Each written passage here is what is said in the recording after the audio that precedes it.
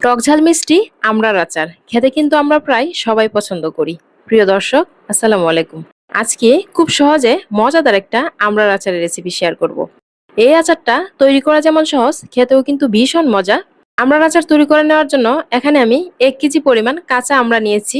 আমি এখানে মাঝারি সাইজের আমড়াগুলো নিয়েছি। আমড়াগুলোকে খুব ভালো করে ধুয়ে নিয়ে এরকম চিকন চিকন করে কেটে নিয়েছি। এই কাজটা কিন্তু আপনারা দা দিয়ে খুব সহজেই করে নিতে পারেন। আর আমড়ার এই আচারটা তৈরি করলে কিন্তু আমড়াগুলোকে এইভাবে চিকন করেই কেটে নিতে হবে।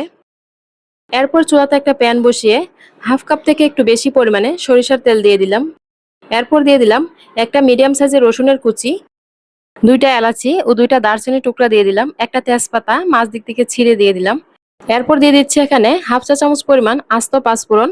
আমরার এই আচারটা তৈরি করলে আস্ত পাঁচফোড়নটা এরকম বাগারে দিলে কিন্তু খুব সুন্দর একটা ফ্লেভার আসে। এরপর এখানে 4টা শুকনো মরিচ দিয়ে দিলাম। সবগুলোকে একসাথে 3-4 মিনিট একটু ভেজে নিয়েছি।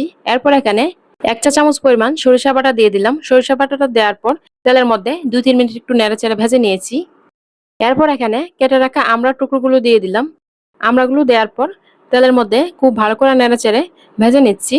সবগুলোকে একসাথে 4-5 মিনিট ভেজে নেওয়ার পর এখন এখানে শুকনো মশলাগুলো দিয়ে দিচ্ছি। প্রথমে দিয়ে দিলাম 1/2 চা চামচ পরিমাণ হলুদের গুঁড়া, 1 চা চামচ পরিমাণ শুকনো মরিচের গুঁড়া, স্বাদ মতো লবণ দেওয়ার পর আমড়াগুলোর সাথে খুব ভালো করে নেড়েচেড়ে মিশিয়ে নিচ্ছি।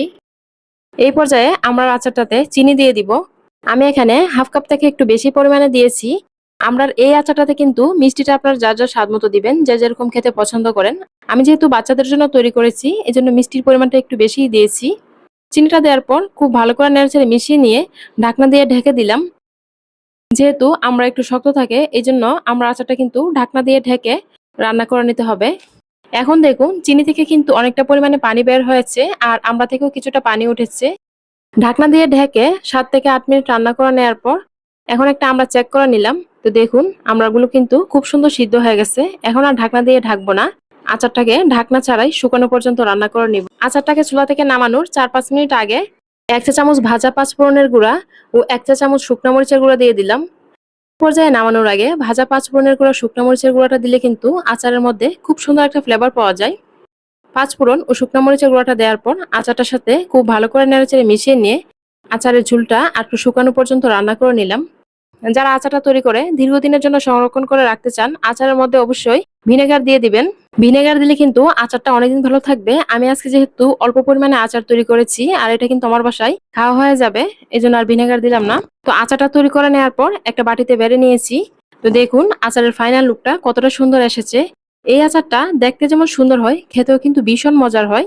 একবার হলো বাড়িতে তৈরি করে খেয়ে দেখবেন।